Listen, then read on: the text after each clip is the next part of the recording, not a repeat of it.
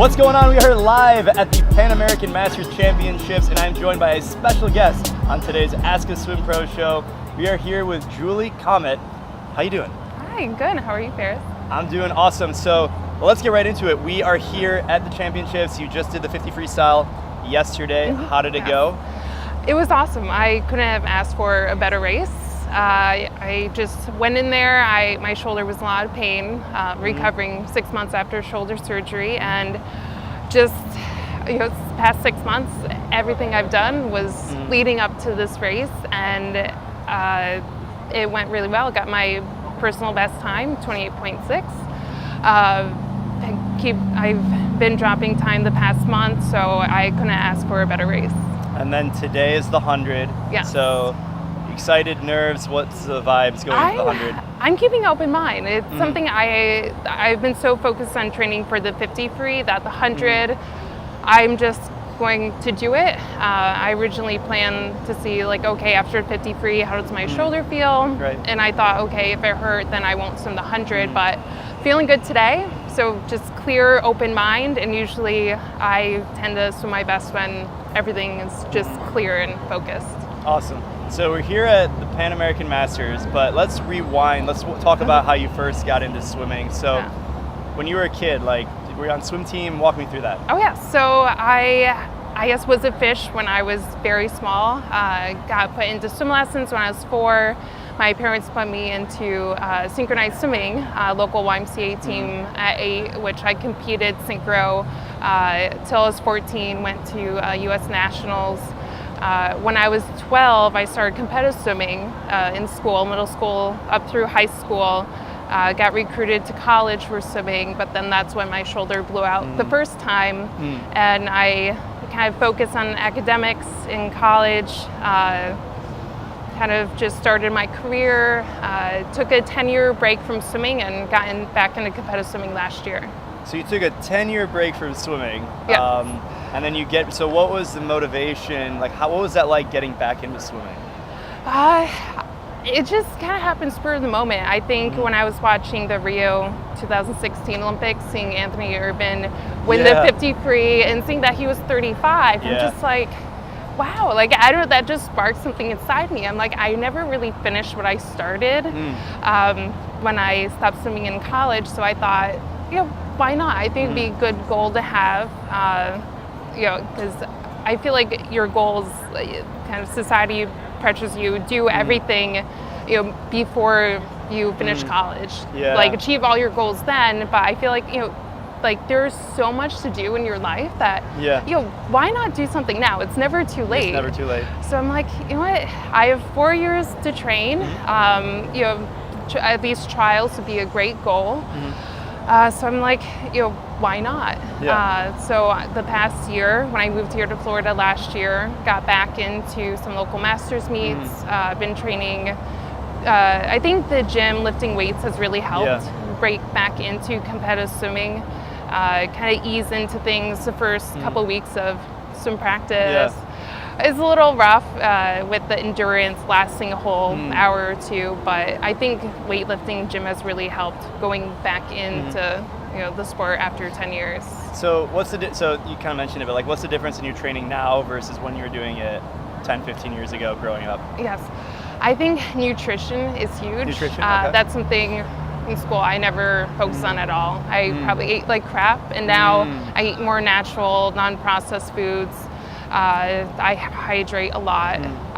So I think that also was a small part into it. But I would say now going to the gym, I do one day some practice, the next day gym, and alternate one rest day. But back then, I didn't really go to the gym at all. I didn't lift weights. Sometimes in high school, we would go in the workout room, but I just never focused on it because 6 days a week is swim, swim, swim, one day rest, and now I'm alternating. And it seems like, maybe since I'm a little older now, it's just different, but it's been working really well for me.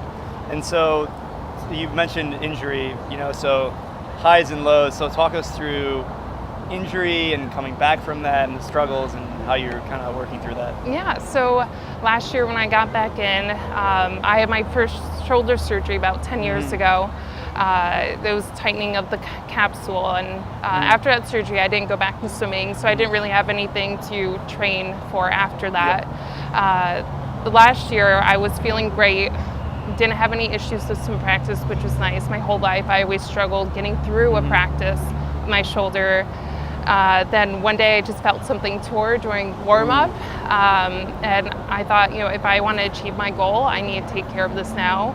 I did kind of put off my MRI for a few months just because I knew my fate was surgery again, but best decision. The past 6 months, of course, there's a physical aspect of it, but it's a huge mental roller coaster getting through that. Just the build up. I think the night before surgery I was lifting weights, doing as much as I could. Then a few days after, I'm at physical therapy, just reaching my arm across the table, just holding back the tears. I'm like, I just want to crank out a fast lap of butterfly right now. But I found a really good physical therapist who's worked with me with my goals, and just working really hard every day. I think doing the exercises every day, they give you the stretches, and really listening to my body has helped. So it's like, okay, well, if something hurts in practice, just stop, kick. That's something that I wish I had kind of followed in high school. I just kept pushing through the pain, but now it's like, if you feel anything bad, just stop, kind of alter your swim practice. So I've been kind of changing things around in my practice, what works for me. Even leading up to this meet, it's like I can't swim every day in a row. I have to swim every other day. So it's really just training smart, not hard. You have to listen to your body, what works, right? Even though it's hard to take it back a notch, it's for the best. What advice do you have for people who are either going through injury or have recently recovered from injury? But they're feel depressed or they feel defeated because they can't do what they want to do? It's really tough. I went through that almost every day. I had my husband there to push me. If I'm like, I don't want to go to swim practice, he's like, no, go, you'll feel better. And I felt better afterwards. But it is a struggle. I have to admit that, but I think you can only go forward. That's one thing that kept me. It's like, you can't just dwell in the present. You realize, I can get through this. I will get to my goal. I will get better. There's only one way to go, and that's up when you're at the very bottom. So, it was tough getting through that mental roller coaster, but you just have to keep pushing. Keep pushing. Yeah. And then you can inspire others who have seen what you've done to keep pushing. So I want to talk about that. So recently you've built this following. People are following your story. What is it like to know that people can see your story and then be inspired by it and then make a change or positive impact in their life? Yeah, it's so incredible. The past year, sharing my story, especially the past 6 months, I've had so many people reach out to me with such kind words, because I'm just doing my thing, and I didn't realize how much impact I had on others, and it's inspiring for me to see just all the messages I've been receiving, and I think that it's something in the swimming community. I know a lot of athletes have been through the same thing with shoulders and other injuries, but you don't hear about it a lot, the story. And it's, even for me, the past 2 months, it's like, what am I doing? Am I doing this right? Should I be swimming? Should I be lifting or doing this? And it's kind of a guessing game. So I just think sharing the story, maybe have others who are going through the same thing, people who are about to go through the same thing.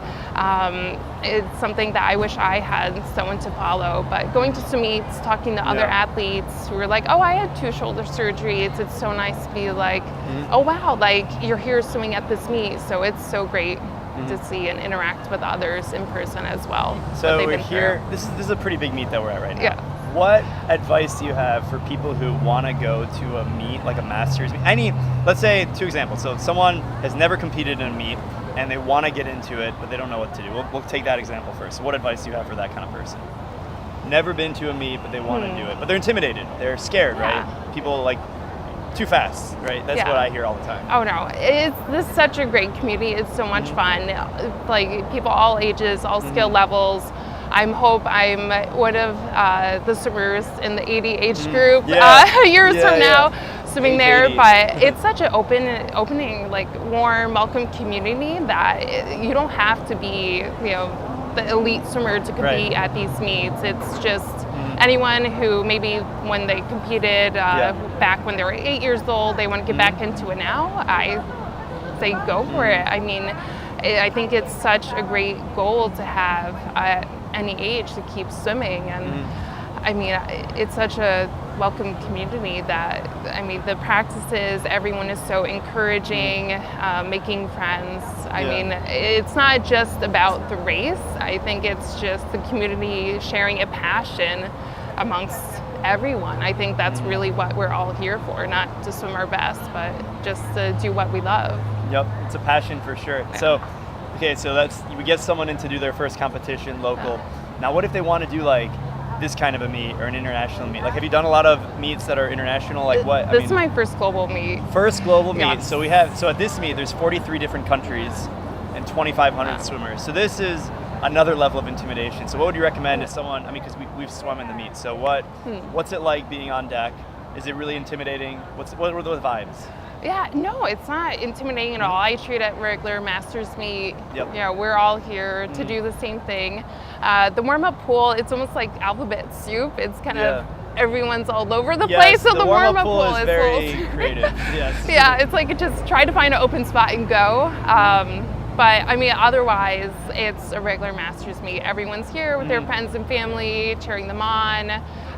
It's cool. I had some people come up and introduce themselves to me and just chatting with everyone. Yesterday I had someone else recognize me from Instagram. Also I had shoulder surgery, so just connecting with them. But I mean, it's really great to see all the faces around. Yeah. And so looking forward, do you have any plans for like meets in the future? Like what's up next for you? I think I'm just taking a month by month. I know some meets can pop up locally, which I like to participate in those. But next year, hopefully, I can get to my first U.S. Masters Nationals. I missed it this past year. Last year, I also missed it because I was just getting back into the sport. So hopefully next year, that's definitely my goal. And then I know there's the FINA Masters Championships next August, which South Korea, which I might look into that. It might be interesting. I've never Masters really. Worlds is pretty crazy. I went to FINA Masters Worlds last year in Hungary. Really? And it was really cool. Budapest, I mean, it was like 3 times the size of this meet. Oh wow! Yeah. So there's a lot more competitors, a lot more countries. But U.S. Masters Nationals is really fun as well. Yeah, seems like it. Yeah, it seems like you had a good time. So I guess what advice do you have for people who, let's say they don't have competitive aspirations, like they don't want to go to a meet, but they're watching this and they swim for fitness? But it's hard to potentially to stay committed if you don't have that goal. So like, what advice do you have for people who are just swimming for fitness, but they might fall off? Like, how do you, advice for keeping them stick with it? Yeah, I think it's really great. I see that a lot. A couple teams I've been on, there's only a few that go to swim meets, but a lot who just go to the practices, or they do triathlons, and I'm just like, wow, good for you. You showed up at practice. Like, if I didn't have a goal, I don't know if I would be there at practice. But yeah, they just do it for fitness. They used to swim, and I think that's kudos to them. I mean, it is really tough, but I would say keeping in the sport, you really do have to find your own goal or motivation if you choose, not to go to the meet. So it's like improving your stroke, technique, time, just get in shape, lose weight, whatever Those it are all may goals. be. Yeah, they are. Shape, I mean, the small weight, thing, the smallest thing can be a goal. I mean, it doesn't have to be, immense. I mean, just little achievements are still huge. And I think the biggest thing is, just to make a list, find out, what they are, what they want to achieve. And I mean, it's swimming, it's a lifelong sport.